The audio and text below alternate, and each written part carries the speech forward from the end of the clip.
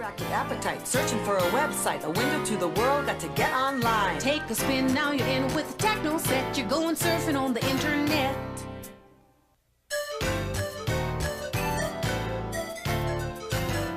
I'd rather be on my computer than doing just about anything. It's really cool. The internet gave us a whole world of exciting new possibilities. So I guess this is a story of how it changed our lives. Maybe it will yours too.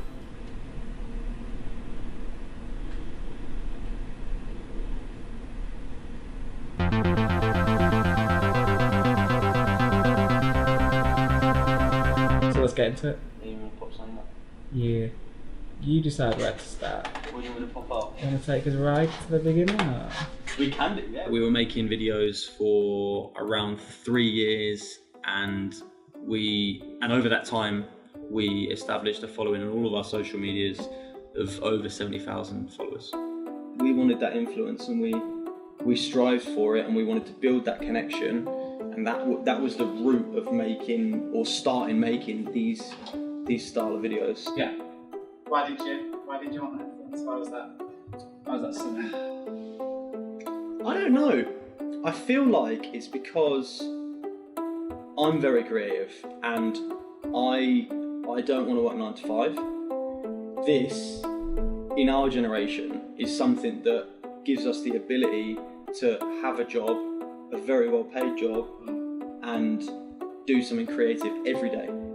So that just attracted me, and I was like, why can't we do it? Increasingly younger people just go after what seems to them to be fulfilling, to help them materialize or realize their dreams as creative entities, creative creatures. And this is again something that, may have existed before, but this is now done on a level that is perhaps unprecedented.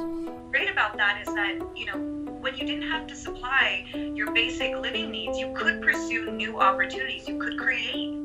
But again, that took a lot of motivation and personal drive that, could be lacking in other capacities for people that weren't as motivated. I think this is the first generation, adult generation, that has truly lived by those words, and that ethos is that I am in control of my life, I am in control of my destiny.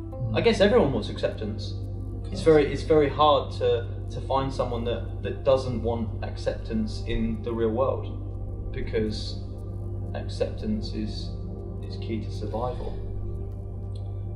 It's interesting. So, with YouTube specifically, whereas having a successful TV show obviously means success and it means money and so on, but having success on YouTube doesn't just mean them things. It also means people like you.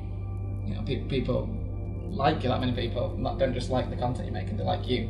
When it's vlogs, when it's stuff like that. Do you think that's a driving factor as well? Not just the money and the fame, but the fact that having success in this element means a lot of people like it. Yeah, it's very rewarding. It's very rewarding. Narcissism, if that's the explanation, has been, is part of the human condition.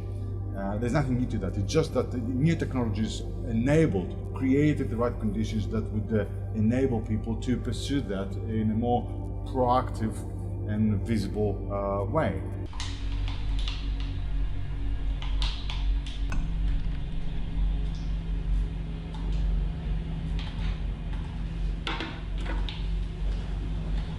That's the final push for me, is that if I can make something that someone's going to enjoy, making a video that can hopefully cheer someone up or help them in some way. You can use Twitter and Instagram and Facebook to talk to the world with video, but only on YouTube and Twitch primarily, I guess. There's other smaller players, but those two platforms specifically not only allow you to do that and allow people to share their ideas freely, but they can actually turn those ideas into a business, which helps them put food on the table. And so now you have situations where not only can people express themselves, but they don't have to have some sort of major earth-shattering incident to get the world's attention.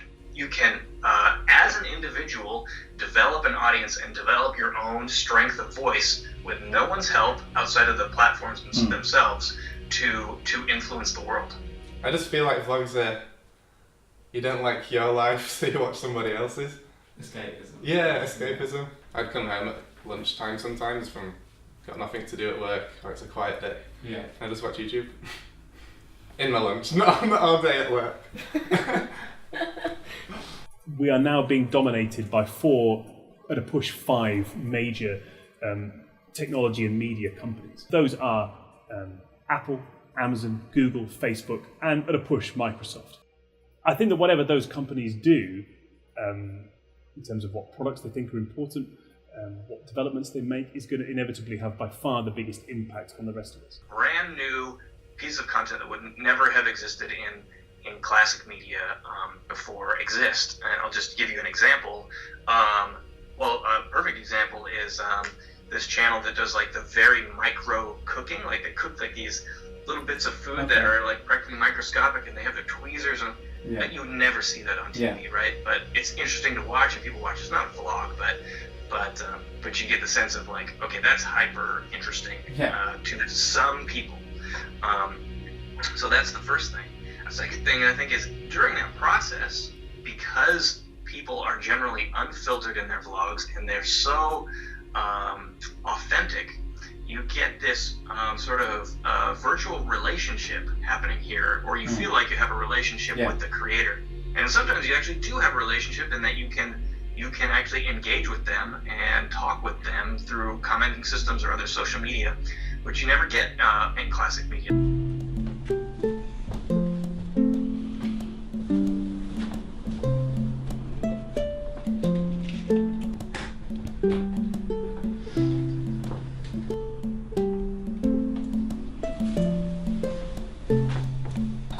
Why do you do it? Why do I do it? Certain YouTubers like the Angry Video Game Nerd, for instance, had these big collections and were making reviews and things like that. So I kind of thought, why can't I do that myself, really? I think video games are an escape, because I've always been interested in kind of exploring, I guess. I have like a passion for the sea, like the seaside and things like that. And I think video games allow you to experience that kind of thing. And you can see a beauty in that because it's captured so well or so accurately that you just think, wow, that's an amazing image that I'm seeing or experience that I'm having. There's a great deal of investment and research going into developing augmented reality facilities, virtual reality facilities, and the whole point of that, of course, is making that kind of experience more engaging, more immersive, more long-lasting, more meaningful. Online is often, for many people, is often the place where they go and meet friends, they meet colleagues, they meet people who they engage in their so-called real world anyway. So it's becoming increasingly less useful, let's say, to draw up this kind of distinction between the two kind of environments. Increasingly, I think these two spaces will become indistinguishable. Well, there's always turnover, right? So whoever's at the top won't always be at the top. Google, they think they're going to be there forever, but who knows? They might not. And at least Amazon is smart enough to also recognize that, IBM had the stronghold on technology for 50 years, and then boom, where are they now? It's like there's always turnover. Yahoo was big before Google came in, and then it was Pandora and iTunes before Spotify came in. So I don't think I'm seeing that next company yet. What I'm seeing more so is a need to solve problems. Airbnb, along with others like Uber Delivery, is redefining the way that we might work. And for those that don't appreciate millennials, I say, look at every business that you're currently using on your phone or out and about in the world. Every disruptive business was started by a millennial. And they have a team of millennials under them that are hardworking. Now, sure, a lot of people are going to say, yeah, but I got a lot of millennials that are idiots that are working for me. Yeah, okay. I think every generation has had idiots and continues to have. Cream always rises to the top. we were so kind of engrossed in this world. Yeah. Like that was us. Do people ever recognise you? Yeah. I How recognise. did that make you feel? Good. Yeah. Yeah, very good.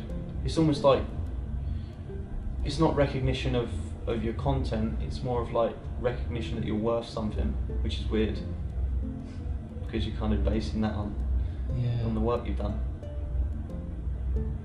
Strange. Did we got recognised in Uzbekistan. Really? On the rally. What was that like? It was very, very strange meeting someone, you know, from the opposite end of the planet, coming out of a shop, just bought some water and some crisps, and there's a guy out there that goes, "Oh, I recognise your car. You're him and her." Like, yeah. And I bet at this point you must be thinking, this is going to be a regular thing, or at least more consistently. You didn't expect it to end. No, you're right.